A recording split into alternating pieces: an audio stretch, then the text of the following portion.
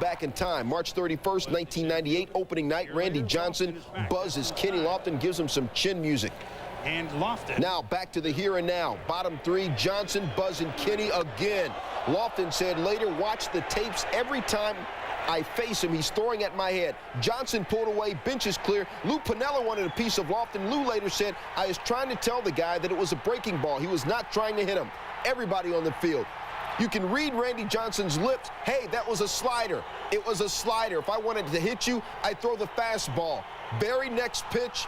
Here comes the fastball. Again, right at Kenny's head, and it is on. Bullpens, bench is clear. Serious intensity. Sandy Alomar Jr. went ballistic. He wanted a piece of someone, told ump Ed Hickox, hey, aren't you going to throw Johnson out? I like Randy, Sandy said later, but Kenny plays on my team. Alomar, Lofton, Johnson ejected. M's bullpen with the league high 8.84 ERA. Earlier in the game, Detroit reliever Doug Raquel hits Ricky Henderson. And Henderson, not happy, stalks to the mound. Both benches empty, pushing, shoving words. Raquel got tossed out of the game. But his team won. Frank Castillo combined with 5 relievers on a 6-hitter. The Tigers won their season-high 3rd straight ball game. Juden just not pleased, and that's never a good thing with Jeff Juden. You see, he has a history. Remember, back in 1996, Juden, then a Montreal Expo, involved in this bench clearer against Houston. Who's he slugging it out with? The 6'8" Juden is slugging it out with 5'8" John Cangelosi. It was a SportsCenter classic, wasn't it, Rich? It's touching. Back in 1996. More of Jeff Juden history. April of this year, throwing behind San Francisco's Marvin Bernard. Now, Juden's thinking brawl. Both benches clear, but no violence. And then back to Monday's game. 4 batters after Castilla. Juden facing Pedro Astacio, gets him in his back. Astacio said it felt like there was fire in his back. That's why he kind of went after him with his bat. But he said, you know what, I was thinking about that long suspension I would have got. Oh, here come the benches, they clear. Here come the bullpens, they clear. Astacio needs even more restraint. And both he and Juden would get tossed. 5, next batter. Benitez right between the 2 and the 4, and Tino Martinez back, and he immediately got tossed by Drew Coble. Check out what happened after that. Armando says, what? Come and get me. You got something to say? Did they ever? And they said some of it in Australian. Graham Lloyd going right after him. Benitez open-handedly trying to hold off Scott Brocious and the rest of the Yanks. Now he gets blindsided with the left from Darryl Strawberry. Ends up in the dugout, and he gets cold-cocked by Alan Mills as Benitez is backing off up the steps. George Steinbrenner looking on. We'll talk to him a little bit later. This one got spirited. Bottom of the 5th, 5-2. Curtis Pride aboard Andrew Jones, who is really lighting up the wood lately. Turns on this Kevin Tampany pitch, ends up at the warning track. Pride turns on the speed, and he will make a collision with Sandy Martinez, knock him over, but he is meat. And Pride tries to pound him into submission. These two go at it hot and heavy. Martinez tried to throw Pride off him, and everyone got into it, including the pitchers. Yeah, with John Smoltz on the disabled list, I bet they're really happy to see Kevin Millwood piling in there like Matthew Barnaby. Is up. Nevin hitting the back by Chris Haney. Now at this point, you're not thinking anything's that big a deal. Nothing erupts. Both managers are calm. No ejections at this point. Nevin, though, up in the 7th. Jim Pitchley hits him. Here we go. Uh-oh. Look at that. That's a takedown there. Benches would clear. Dugouts empty. This was the beginning of a messy, messy evening. Pitchley would be ejected, and after order was restored, Nevin would also be ejected. Would have to be leaving. Certainly Nevin's going to be leaving. Bottom of the 8th, 7-1 Angels. Rich DeLucia hits Dean Palmer. No luck in 3 tries. Now at this point, DeLucia's ejected, and Terry Collins is ejected. Still with us, top of the 9th. Darren Erstad facing Scott Service. Whoops! Gary DiSarcina, we make this warning. Don't read DiSarcina's lips. Don't read them. Tony Muser is ejected by the umps, the Kansas City manager. Nothing out of the ordinary here. At least no punches thrown. So Muser thrown out at this point. Bottom 9, Angels up 7-2. Mike Holtz pitching. Throws inside to Jose Offerman. Holtz gets ejected. Here come the bullpen.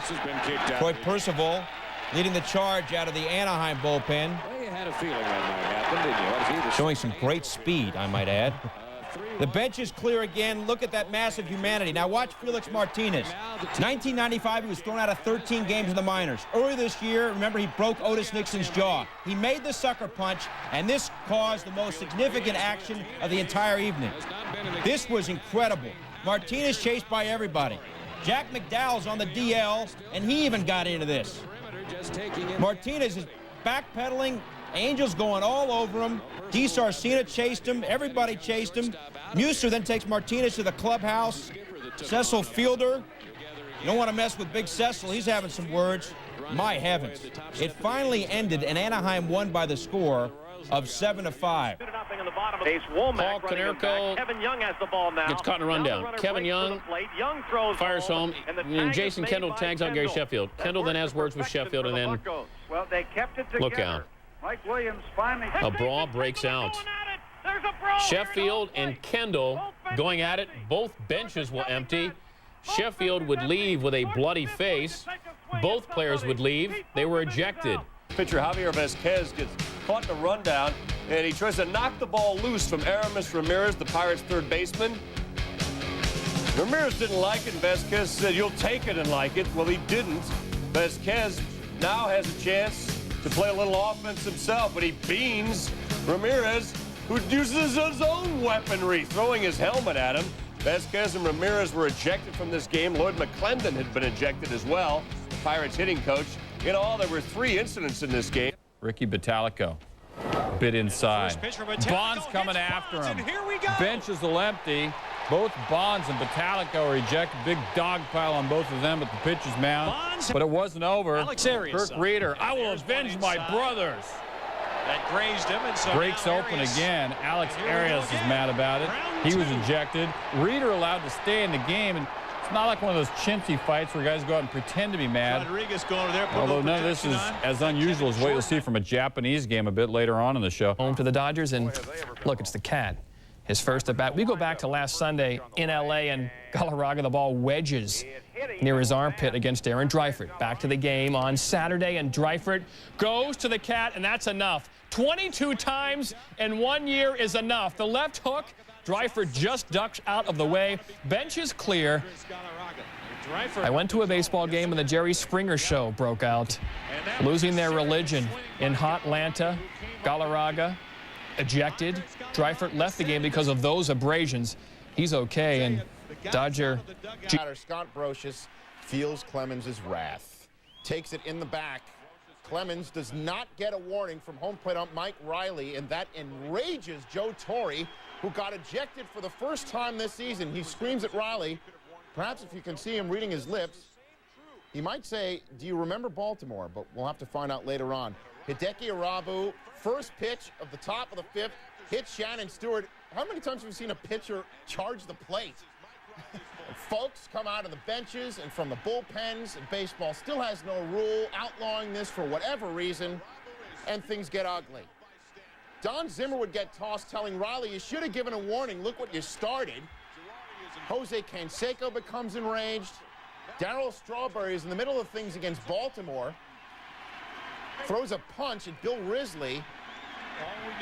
Let's go back to the game, shall we? Thankfully, no one was hurt, except Roger Clemens, whose hand would swell up. He left the game with a bruised palm.